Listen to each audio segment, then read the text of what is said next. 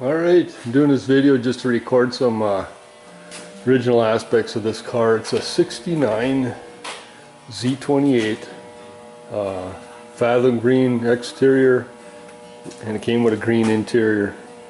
But the inside here is all original. This is just the way the cars were done at the factory.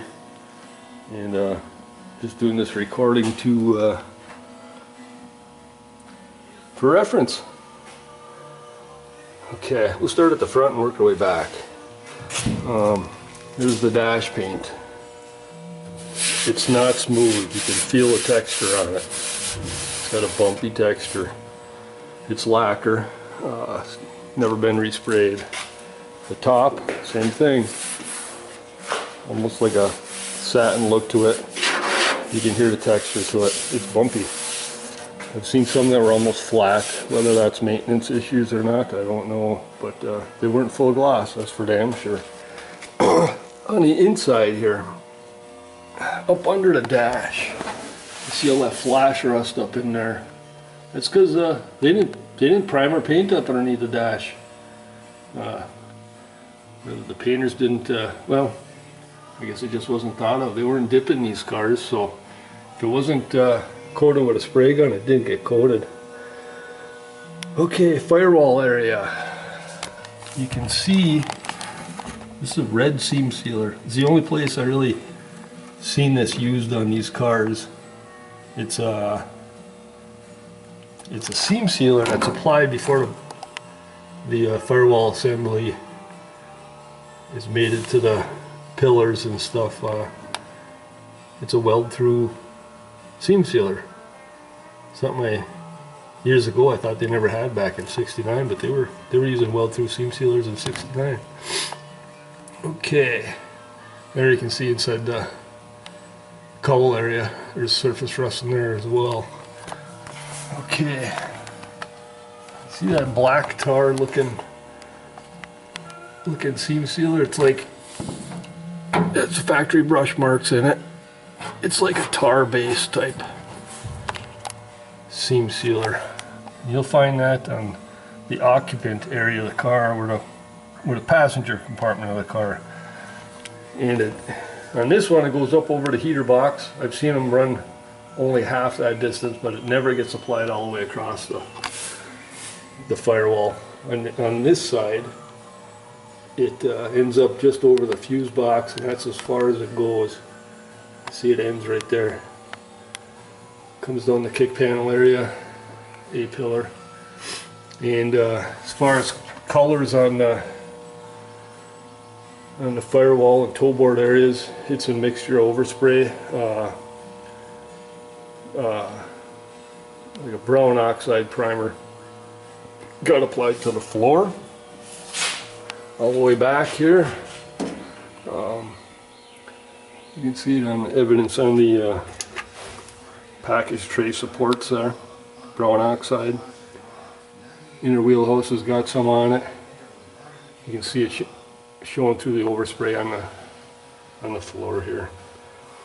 The inner quarters has no brown oxide. I sanded parts of them just to see.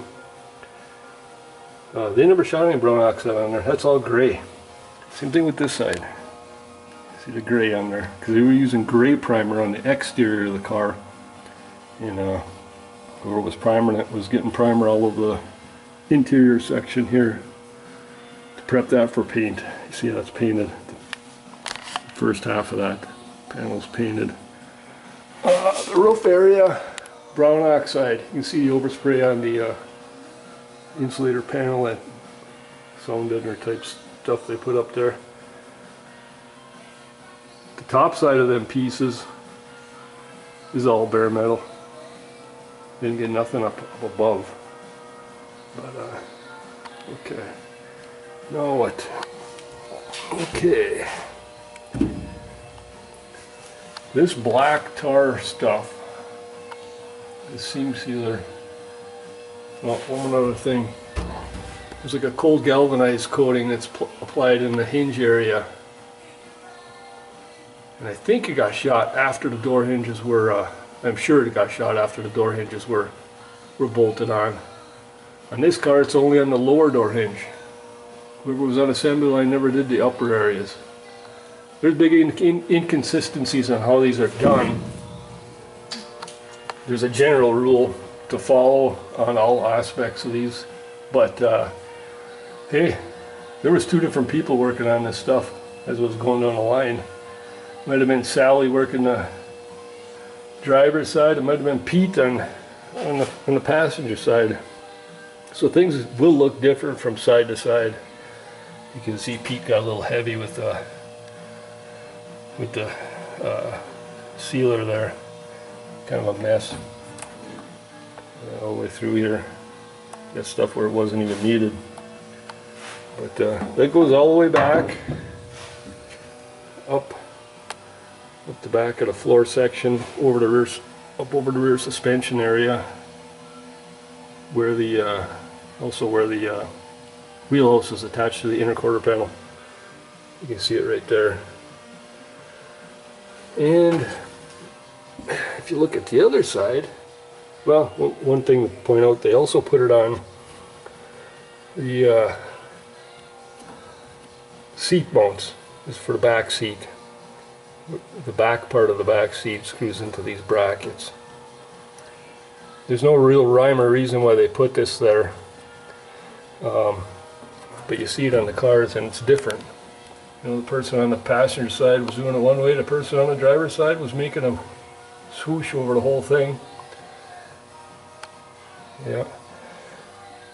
Okay, so there's that stuff. You see it there on that side. Coming all the way down around the inner rocker panels where the floor bolts up, meets up to it. That's a factory 4-speed transmission shifter hole right there, torched out. I don't know if they use a torch or if they use a plasma cutter, but it's definitely burned out of there. That's the way it's supposed to be. There's a console mount right there. What else here? Yeah, there's some on in this area too, just behind the sill plate right there. Okay, as far as colorings on the floor, it's a mixture of brown and green overspray and a little dusting of gray primer where it naturally fell. You don't see much on the package tray supports because the overspray didn't get over that far. Okay, so yeah, we talked about the difference between Sally's work and Pete's work on the seam sealer. You see where Sally started her run in the back here, pulled it that way and went down the side. Pete came after her and started from this side of the car, working this way. So there's always a start and a stop point in the middle of these cars, right there. And you can see Sally's swipe right here where she started on the driver's side in the front. As far as colors go, there's the caulk that holds the floor pan plugs in place, and it's kind of a yellowish color, yellowy orange, light color. Yeah, not quite a beige, but yeah, that's that. Now, if you look back here, that tar-based seam sealer extends into the trunk pan area. That's as far as it goes. That is on the passenger side. It's running about 6 inches behind the shock mount on the passenger side. Now, this side's totally different. You can see where that kind of makes a swipe a few inches past the shock mount. Shock placement's different on these left and right because they're staggered. But that's where it ends up on the stopping on the driver's side. Another thing interesting to note here is, yeah, I'm trying to see which was applied first, which is overlapping. Just trying to document this stuff before we dig into this car and can lose all these original aspects and have to recreate them.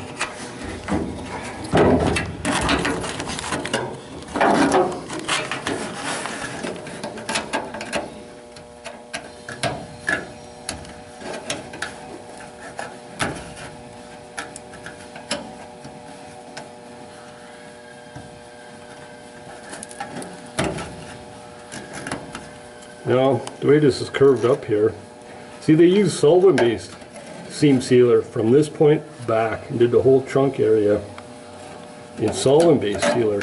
Totally different product. Kind of a light cream color. So here's the start and stop point. They started in the trunk after this was applied. Okay. You can see the trunk floor plugs, same colored sealer there. Okay, so now let's go look at the back here.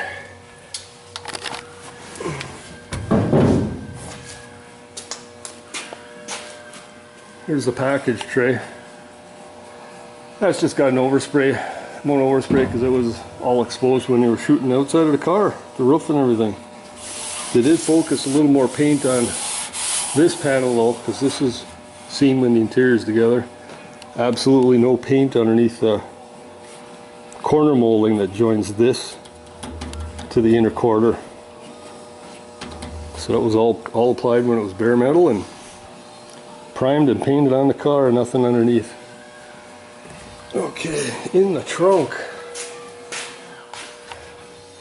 There you can see where Pete picked up the solvent-based gun and started running the seam sealer in the trunk here. You can see the brush strokes. Again, this will be different from side to side. Two different people doing it. Pete was a little sloppy again in here, just like in the front floor area. There's some sealer that doesn't belong to nothing. Okay, that runs down, runs to the back here. Let's see. Pretty big goober of sealer on the tail panel. Around that bumper brace. And this is kind of interesting. This bracket right here is just to help support the rear bumper. You'll always find a little bit of sealer on these leading edges of these of this bracket here. Right there, right there. You got two little swipes. One there, just made a swipe right there. Now if I look on the other side of the car, completely different application. One solid swipe in a completely different direction, taking care of it in one shot. Okay, what do you suppose that's there for? We got some seam sealer there. We got some seam sealer there. We got seam sealer around the jack bracket. It holds the jack and spare tire stuff down. The only thing that makes sense, there's some sharp corners on the ends of these brackets. Oh, on the trunk latch support too. You see a clump blob of sealer down there, and there's a blob of sealer down there. That was just so nobody's cutting their hands on these sharp brackets. Serves no other purpose. There's no chance of water issues. They didn't seal the whole bracket. If it was a water issue, trying to seal something out, the whole bracket would have been sealed. There's no holes underneath these areas. It's just so people aren't cutting their hands when they're getting stuff in and out of their trunk. And again, we talked about the inconsistencies from side to side. There's the tail panel. You see all the brushed seam sealer in here. There's globs where it doesn't need to be. No rhyme or reason why it's there, just sloppiness. Pete had a few too many beers at the bar the night before. Sally, she did pretty good. You can see this side is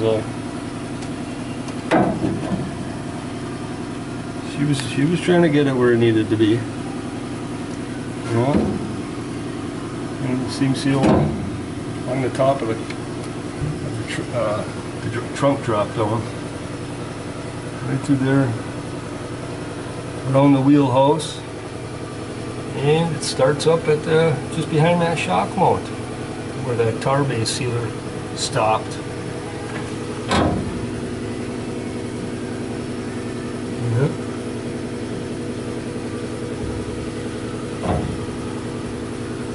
Interesting stuff. Now the splatter paint in this trunk is not original. It's Zolatone. Somebody sprayed this in there just to kind of freshen up the look at one point. And there's another interesting thing too.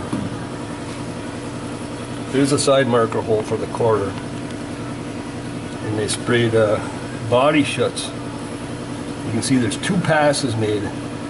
The gun was shooting the pattern, well,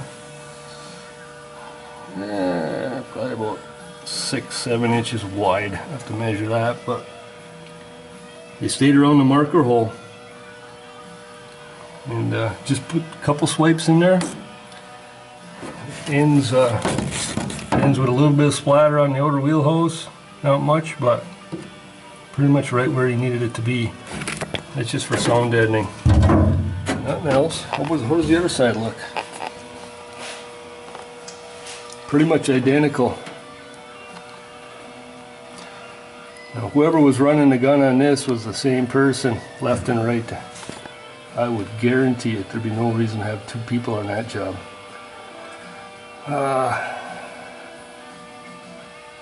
Yeah, cool stuff. Okay, up under the quarter panel here, you can see surface rust, because they weren't getting much paint up underneath there. All up in that area is surface rust. Really little to no paint usually. This actually has quite a bit of paint compared to most that I've seen. Okay, what else are we gonna look at? Let's look up underneath this corner.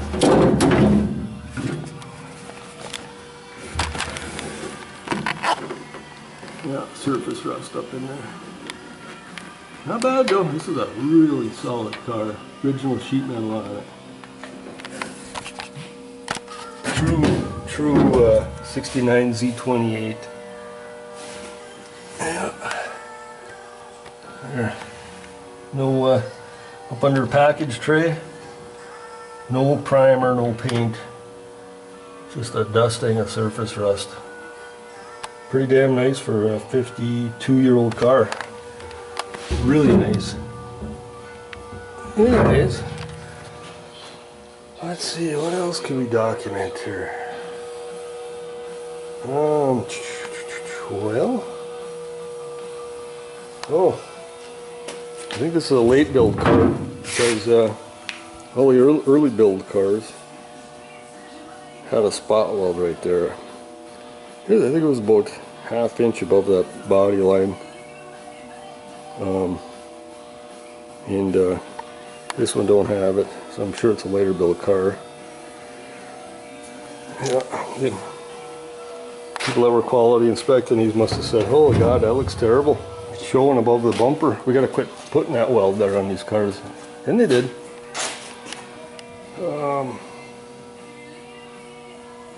Okay. I got something to reference now. How things were.